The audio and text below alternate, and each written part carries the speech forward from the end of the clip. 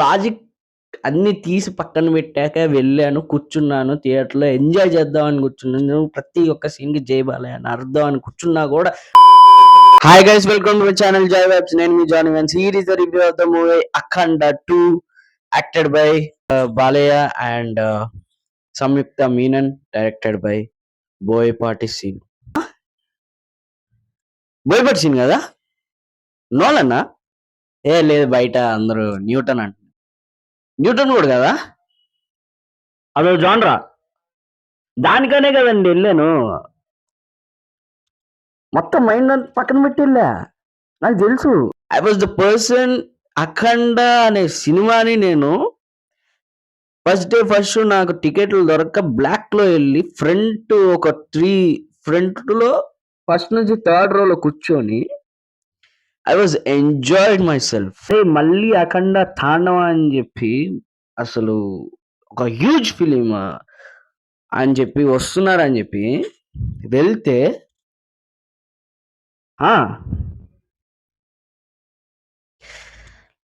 Literally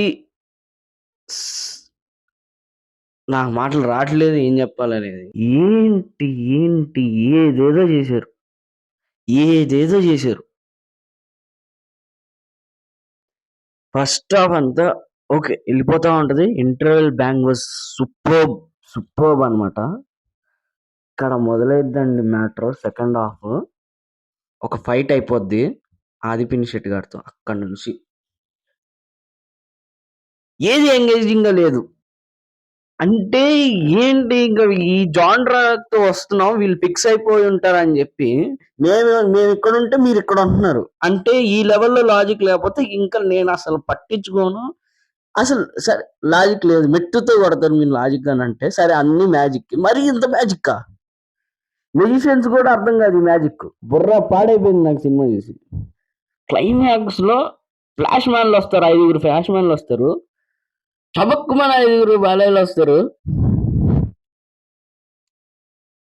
ఏంటేంటో ఎటేటో వెళ్ళిపోయింది. అఖండ first part నేను ఎంత ఎంజాయ్ చేశాను అంటే అంత ఎంజాయ్ చేశాను థియేటర్లో. ఆ డైలాగ్స్ కానీ అండ్ ఓకే లాజిక్ లేకపోయినా బట్ స్టోరీ డ్రైవ్ అయ్యే విధానం చాలా బాగుంటుంది. అఖండలో ఎమోషనల్గా ఉంటుంది, కనెక్ట్ అవుతాం కూడా.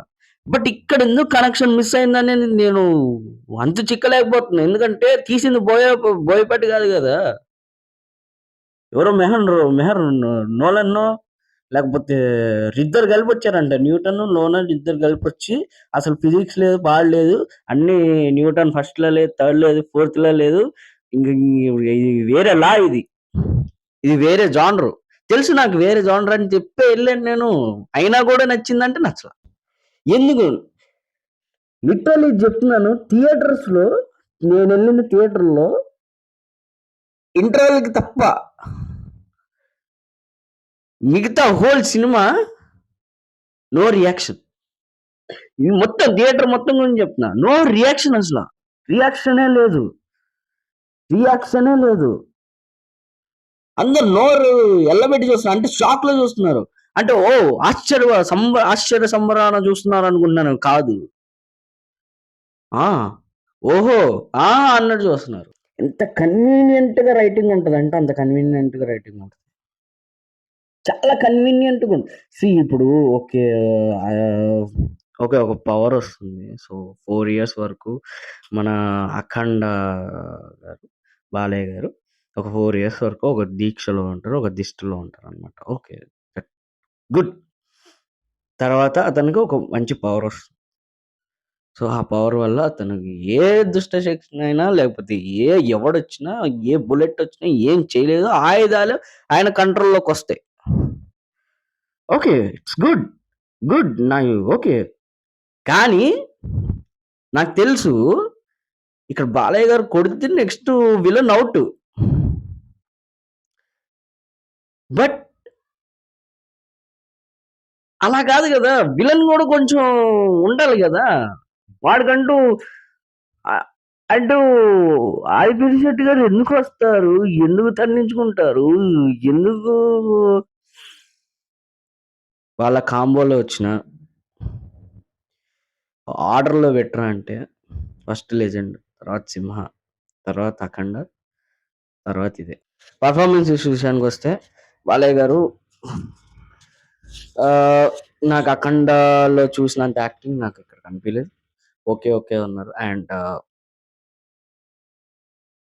సంయుక్త మీనన్ గారు. Yeah! She is good for her item song. అంతే ఇంకేం లేదు. అంతే ఐటెమ్ సాంగ్ తీసేయి. ఇంకేం చంపేయి ఇంగ చంపేయి. అయిపోయింది క్యారెక్టర్. కొంచెం ఫీల్ అవ్వాలి. ఫీల్ అవ్వు. అయిపోయింది క్యారెక్టర్. ఓకే. Come on.